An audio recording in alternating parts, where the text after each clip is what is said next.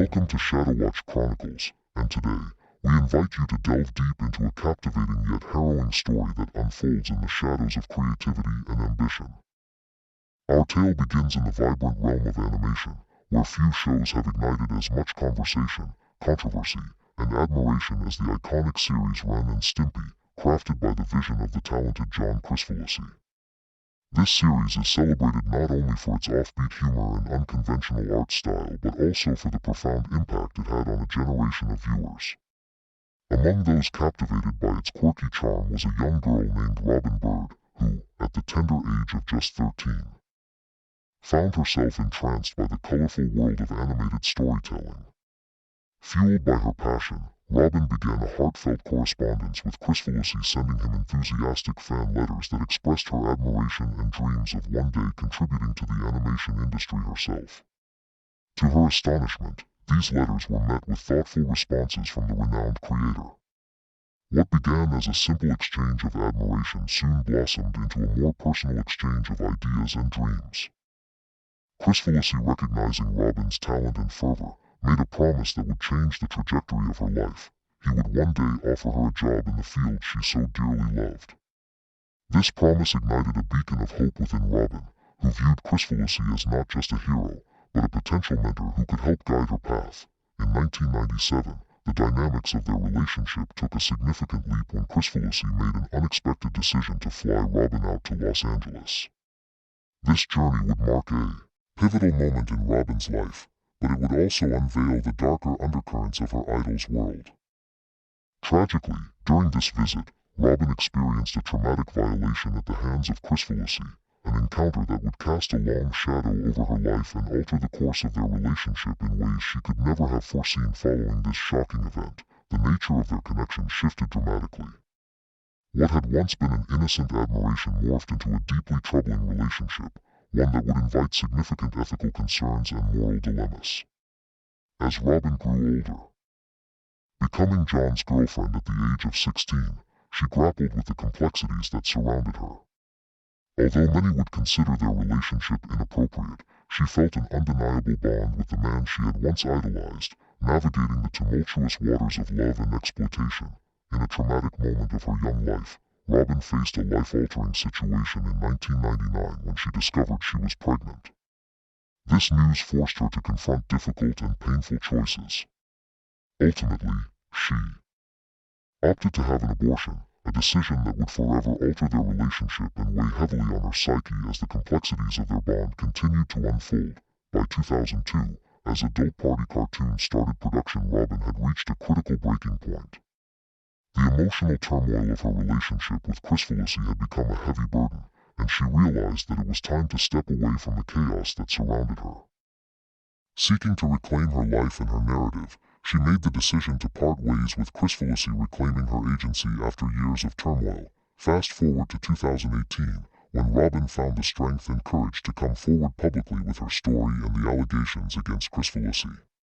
Her decision to break the silence was a significant watershed moment, casting light on the disturbing truths that often lurk in the corners of the animation industry. In the year 2020, Nickelodeon made a series of nostalgic moves to revive classic IPs and expand beloved franchises, greenlighting new projects such as a series based on the Big Nate comics, a suite of SpongeBob SquarePants spin-offs, and a CG-animated reboot of Rugrats, aiming to reintroduce these properties to a modern audience while tapping into millennial nostalgia. Among these initiatives, the network also announced a reboot of the controversial cult classic The Ren Stimpy Show, a move that was met with immediate scrutiny, not for its creative direction, but due to its original creator, John Kricfalusi's dark and well-documented history of abuse and misconduct. To clarify up front, John K. was publicly confirmed to have no involvement whatsoever in the reboot. Nickelodeon and the producers behind the project made that abundantly clear from the very beginning, attempting to distance the new endeavor from his deeply troubling legacy.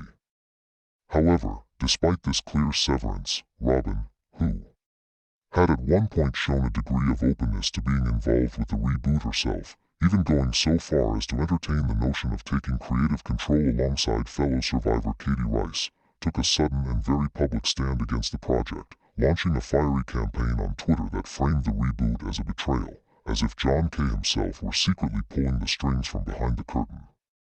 This pivot was jarring, not just for its intensity, but for the way it seemed to abandon nuance in favor of incendiary rhetoric.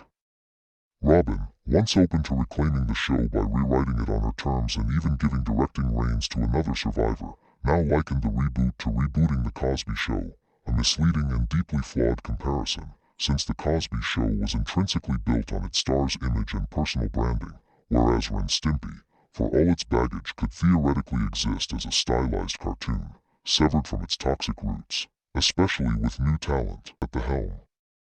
Moreover, Robin went on to accuse Ren Stimpy as a brand of being emblematic of straight, white dude entertainment, a sweeping generalization that not only dismissed the diverse fanbase the show had amassed over decades but also reduced the conversation to identity politics rather than confronting the actual power structures that enabled John K.'s behavior. When a user reminded her of her previous statements advocating for separating art from the artist, a concept she had once defended, she tersely replied, "Not this time," a response that, while emotionally understandable, also came off as self-contradictory and reactive. Perhaps most unprofessionally of all was the moment Robin declared on social media that the reboot had been officially shelved, a claim made with absolute authority. When another user pressed her to cite her sources, she dismissed the inquiry with a flippant, "Your mom's," a response that felt more suited to playground banter than public discourse on sensitive industry matters. Regardless of her traumatic history, and that history must be acknowledged with seriousness and respect, it does not excuse the tone or contradictions in her public campaign. The fact remains, John Kricfalusi was never going to be involved in the reboot. The studio made that clear. The project was, in fact, a chance to wrest the property away from him and give others, including survivors, a voice in its legacy. Robin's initial support of this effort, followed by a complete 180 executed with personal insults and vague implications, unfortunately made her appear volatile and unreliable rather than principled. What could have been a powerful act of reclamation, a survivor turning the tools of her abuser into something healing, perhaps even groundbreaking, was instead turned into a messy, needlessly antagonistic spectacle that alienated potential allies and muddied what should have been a clear conversation about abuse, accountability, and creative redemption. As much as Robin is absolutely entitled to her trauma and her truth, there is also a responsibility to engage with these conversations thoughtfully, especially when they involve multiple people, public platforms, and the reputations of others who were not complicit in the original harm. Emotional responses are valid, but when they result in misinformation, contradictions, and dismissiveness, they no longer serve justice, they simply ignite more chaos.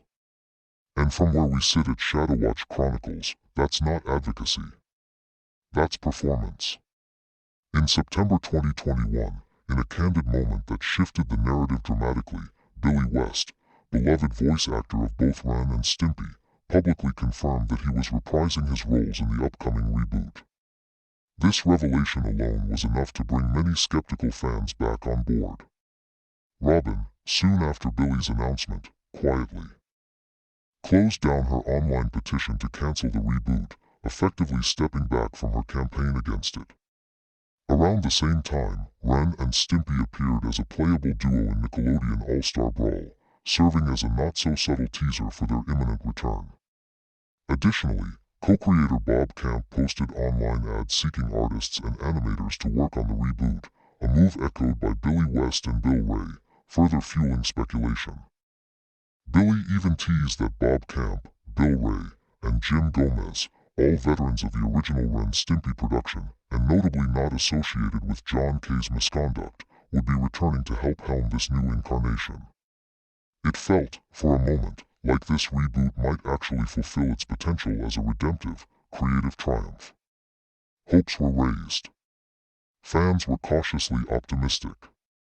For many, this looked like the return of a cult classic done right, with the right people, for the right reasons. But it didn't take long for cracks to show.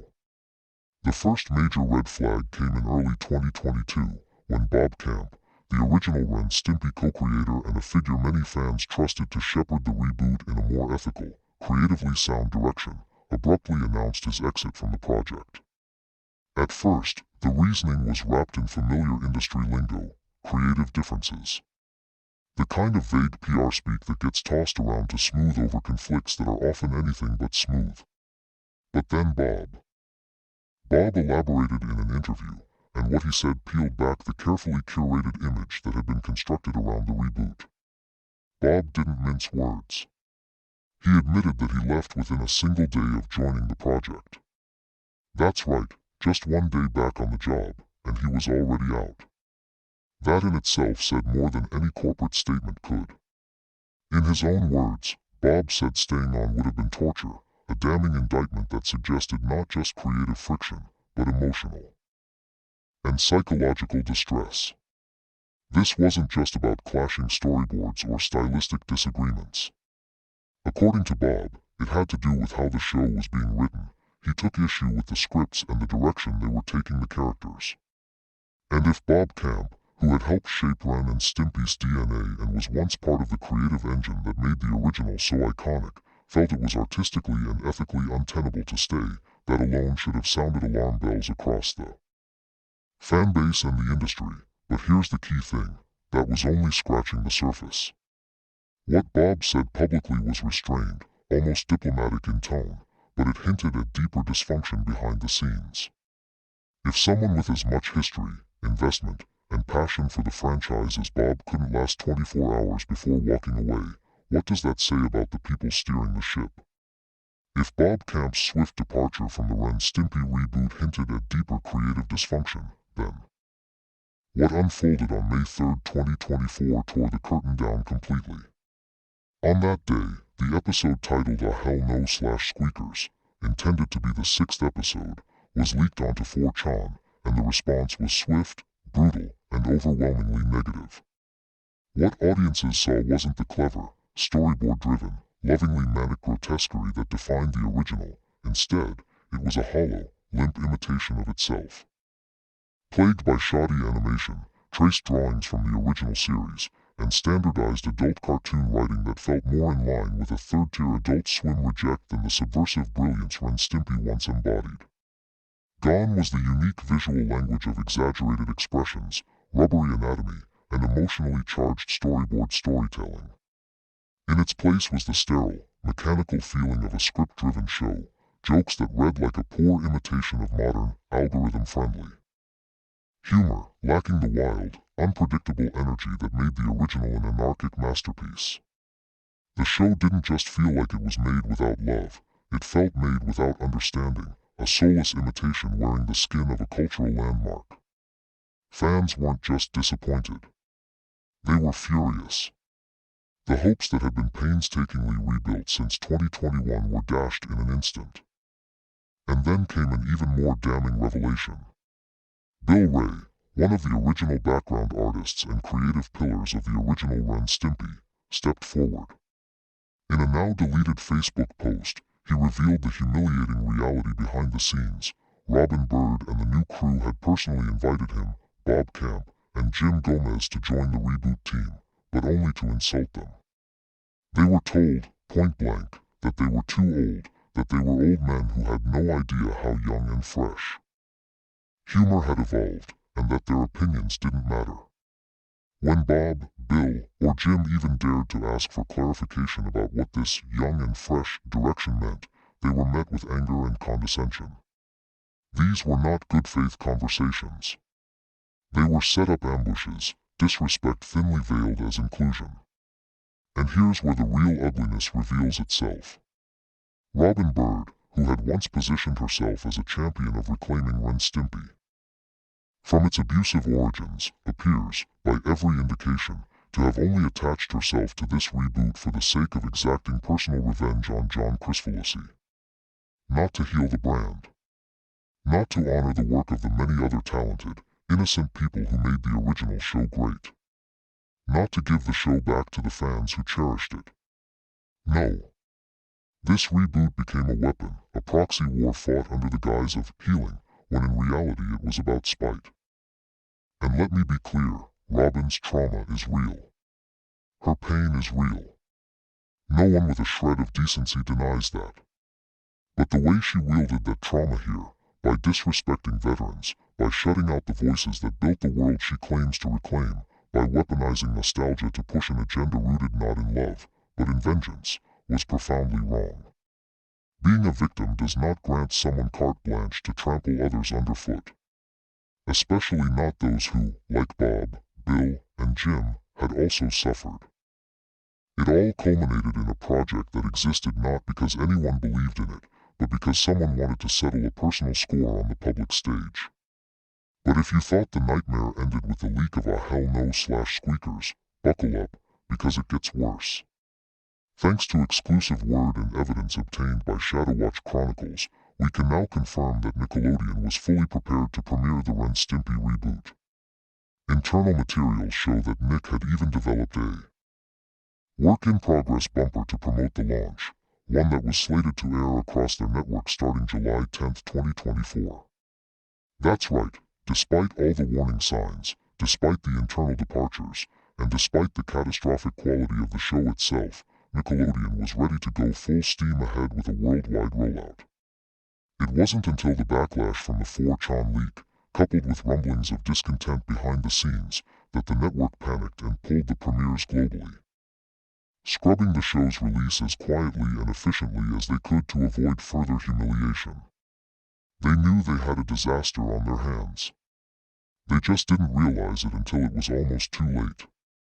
Even worse, we can now confirm that the entire reboot was already finished, fully wrapped by March 2024. Every episode, every animation sequence, every painful line of dialogue, locked in and finalized. And when the full series inevitably leaked on July 21, 2024, it confirmed everyone's worst fears. The entire project was an unmitigated disaster. Universally panned across every platform where it surfaced, the leaked episodes exposed the reboot for what it truly was: rampant animation errors, frames out of sync, on-model characters, stiff movements that betrayed the fluid, elastic insanity of the original. Painfully bad dialogue, wooden, unfunny, corporate adult humor that read like rejected Family Guy and Rick and Morty scripts. Deliberate violations of the original show's animation guidelines, rules painstakingly laid down by the original shows preserve the specific squash and stretch physics, emotional clarity, and staging principles that gave Ren Stimpy its unmistakable visual punch. In the end, the sad saga of the Ren Stimpy reboot serves as more than just a story about a failed revival. It is a textbook example of how personal grievances, when allowed to overshadow creative integrity, can poison an entire project, even one built on a foundation as wild, unruly, and beloved as Ren Stimpy. Let me be absolutely clear, Robin Bird was a victim of John Crispolisi's abuse, and that pain should never be minimized or forgotten. But the way she approached this reboot, weaponizing the opportunity not to create something beautiful or restorative, but instead to punish a ghost that was never even involved, was nothing short of a betrayal. Not just of the fans. Not just of the original staff who had nothing to do with John's crimes, but of the very idea that art can heal. Instead of uplifting Ren Stimpy into a bold, fresh future, Robin chose to turn it into a vendetta. Instead of bringing back the gifted veterans who helped shape its heart, she humiliated them and cast them aside. Instead of making a show with love, she made a show with spite. And the results, plain for all to see in the leaked episodes, speak louder than any defense ever could. By alienating the creative minds who understood the soul of the original series, by discarding craftsmanship in favor of personal agendas, and by treating the reboot as a weapon instead of a work of passion, Robin doomed the project before it ever had a chance to live. And in doing so, she showed the world an ugly, necessary truth: being a victim does not absolve you from professional responsibility. Pain does not excuse arrogance.